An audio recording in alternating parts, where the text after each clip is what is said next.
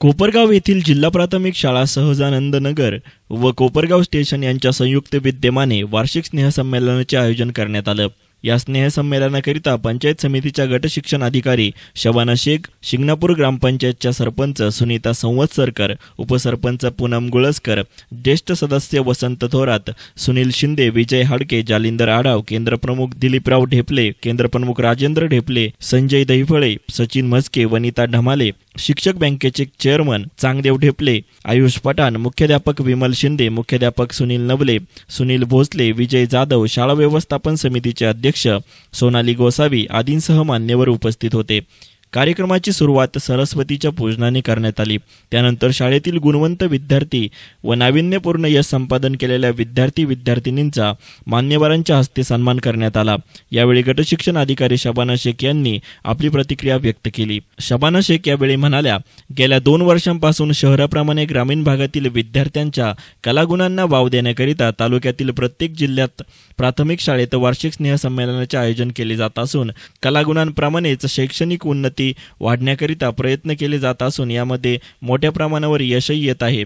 शहरी विद्यार्थ्यांप्रमाणे ग्रामीण भागातील जिल्हा परिषदेचे विद्यार्थी देखील कोठेही मागे नसून याची चुणूक तालुक्याच्या गुणवत्तेतून दिसून येते।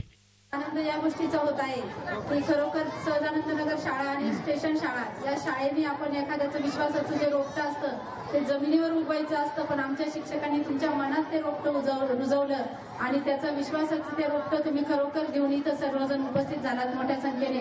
तुमच्यासाठी एकदा मी खरोखर मनापासून सर्वांना धन्यवाद देईन। आणि आमचा कोपरगाव तालुका 14 तालुक्यामध्ये सर्वात प्रथम क्रमांकावर आहे। शिष्यवृत्ती परीक्षा असेल, 85 विद्यार्थी गुणवत्ता यादीत आलेले आहेत। इंग्रजी माध्यमातून 386 विद्यार्थी मराठी माध्यमाचे आमच्या जिल्हा परिषद शाळेत आलेले आहेत। याचं सर्व श्रेय माझ्या जिल्हा परिषद शाळेच्या सर्व शिक्षकांना जातं। त्यांच्यासाठी एकदा टाळ्या आपण सर्व विद्यार्थ्यांनी वाजवायच्या आहेत शिक्षकांसाठी।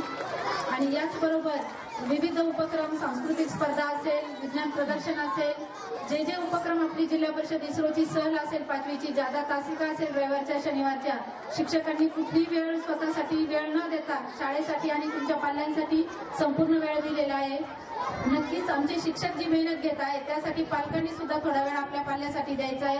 आज जसे त्यांचे कार्यक्रम बघायला आपण इथे आलात तसंच दररोज त्यांना अर्धा तास वेळ देऊन आपल्या पाल्याला आज काय अभ्यास दिला, काय नाही, त्यांची विचारपूस करून एक मैत्रीपूर्ण संबंध आपल्या पाल्याबरोबर निर्माण करावा एवढंच आज सांगू इच्छिते। आणि महिला भगिनींना सांगेल की टीव्ही आणि मोबाईल पासून आपल्या विद्यार्थ्यांना दूर ठेवावं, वाचनाची कथा गोष्टी रामायणाच्या महाभारताच्या सांगाव्यात आणि विद्यार्थ्यांना वाचनाची आवड निर्माण करावी, जेणेकरून येणारा जो काही काळ आहे स्पर्धेचा तिथे आपला विद्यार्थी कुठेही डगमगणार नाही।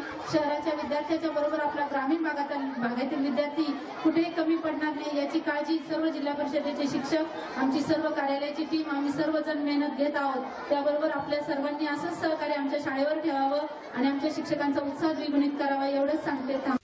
या स्नेहसंमेलनात देशभक्तीपर गीतं, महाराष्ट्राची लोकधारा, सध्याच्या समाजाची परिस्थिती, प्रबोधनपर चाललंय काय, लावणीही आदी अप्रतिम नृत्य आविष्कार सादर करण्यात आले।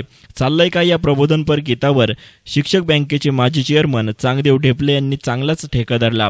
त्यास उपस्थितांनी उत्स्फूर्त प्रतिसाद दिला।